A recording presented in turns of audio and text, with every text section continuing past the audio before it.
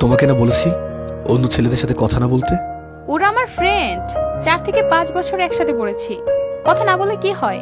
তুমি নিষেধ করার পর আমি তো কোনো মেয়ের সাথে কথা বলিনি। তুমি তোমার মেয়ে বন্ধুদের সাথে কথা বলো, কোনো সমস্যা নেই, কিন্তু ছেলে বন্ধুদের সাথে কোনো কথা বলবে না। এটা আমি পছন্দ করি না, আর এটা আমি সহ্যও করতে পারি না। তোমার পছন্দ অপছন্দে আমার কিছু যায় আসে না। তুমি ছাড়া আমার পার্সোনাল লাইফ আছে, যে আমি এড়িয়ে চলতে পারবো না। কি? আমি ছাড়া তোমার অন্য পার্সোনাল লাইফ? আমি তোমার স্বামী, আমার কি তোমাকে কিছু বলার বা নিষেধ করার কোনো অধিকার নেই? বেশি অধিকার ফলাতে এসো না। Sorry, তোমাকে নিষেধ করা ভুল হয়েছে, ক্ষমা চাই, ক্ষমা করে দিও আমাকে। নিধির কথা শুনে খুব কষ্ট পেল আবির। কখনো কল্পনাও করেনি এমন কথা বলতে পারবে নিধি। নিজের অজান্তেই কয়েক ফোঁটা অশ্রু গড়িয়ে পড়ল আবিরের, কারণ আবির নিধিকে অনেক অনেক বেশি ভালোবাসে। কি ব্যাপার, না ঘুমিয়ে এমন করে কি দেখছো? আচ্ছা নিধি, ধরে নাও আমি নেই, আমাকে ছাড়া থাকতে পারবে? কেন? কোথায় যাবে তুমি? এমনি ধরে নাও না, মানুষ তো এই আছে এই নাই, কখন কি হয় বলা তো যায় না। আমি ছাড়া একা থাকতে পারবে? এসব কি বলতেছো? ঘুমাও তো। আমার কথা কি মনে পড়বে? না, একটু মনে পড়বে না। আমি তোমার যোগ্য নই, তাই না? আমার এসব একটু ভালো লাগছে না। ঘুমাও, আর একটা কথা বলবে না। নিধি ওপাশ ফিরে ঘুমিয়ে পড়ল।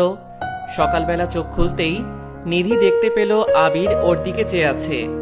আবিরের চোখ দুটো লাল, পরিষ্কার বোঝা যাচ্ছে রাতে ঘুমায়নি আবির। কি ব্যাপার, সারাত ঘুমাওনি? ঘুমাইছিলাম তো, এই তো একটু আগে উঠলাম। তুমি তো আমার আগে উঠো না, আজ কেন? না এমনি। আবির কখনই নিধির সাথে মিথ্যে বলে না, সেটা যেই বিষয় হোক। কিন্তু নিধি স্পষ্টতই বুঝতে পারল আবির মিথ্যে বলছে। আবির সারা রাত ঘুমায়নি। আবির প্রতিদিন বের হবার সময় নিধির কপালে চুমু খেয়ে বের হয়। আজ 2বার চুমু খেলো, অন্যদিন হাসি খুশি যায়। আজ চুপচাপ চোখে পানি ছলছল করছে। যাই বাবু। কয়েক পা এগিয়ে গিয়ে আবারও ফিরে আসলো আবির। কি হলো, কিছু ফেলে গেছো? না। তবে? আবির কিছু না বলে নিধিকে জড়িয়ে ধরলো, কপালে আবারও চুমু খেলো। নিজেকে কন্ট্রোল করতে পারছে না আবির, আর কিছু না বলে চলে আসলো। নিধির চোখে পানি। নিধি ভাবছে আবিরের কি হলো, ও তো এমন না। আবিরকে খুব ভালো করে চিনে নিধি, প্রেম করে বিয়ে হয়েছে ওদের। আবির নিধির চেয়ে পড়াশোনায় কম, কিন্তু নিধি জানে আবির ওকে নিজের চেয়েও বেশি ভালোবাসে। আবির নিধিকে অনেকবার বলেছে, আমি কি তোমার যোগ্য? দেখো আবির, ভালোবাসা যোগ্যতা দিয়ে হয় না, তুমি আর এসব কথা বলবে না। নিধি আবিরের অনেক কথাই মানতে চাইতো না, যুক্তি দেখানোর চেষ্টা করত। আবির কিছু বলতো না, জোর করতো না। বিছানা ঠিক করতে চেয়ে নিধি একটা চিরকুট পেল, আবিরের লেখা। বাবু, তোমাকে ছাড়া থাকাটা কষ্টের, তোমার সাথে অন্য কাউকে দেখা বা কথা বলা আরো অনেক অনেক বেশি কষ্টের, যা আমি সহ্য করে দিতে পারছি না। আমি চেষ্টা করেছি, কিন্তু তোমাকে ফেরাতে পারিনি। হয়তো আমার কোনো মূল্যই নেই এখন তোমার কাছে, যেখানে আমি তোমার স্বামী হয়ে কোনো মূল্য পাইনি, তাই চলে যাচ্ছি। আজ থেকে তুমি স্বাধীন, মুক্ত করে দিলাম তোমায়। বাবু, আমার কথা মনে পড়লে আকাশের তারার দিকে তাকাবে। সবচেয়ে উজ্জ্বল তারাটাই হব আমি। দূর থেকে তোমায় দেখব, কথা বলবো আমার বাবুটার সাথে। লক্ষ্মী হয়ে থেকো, ভালো থেকো।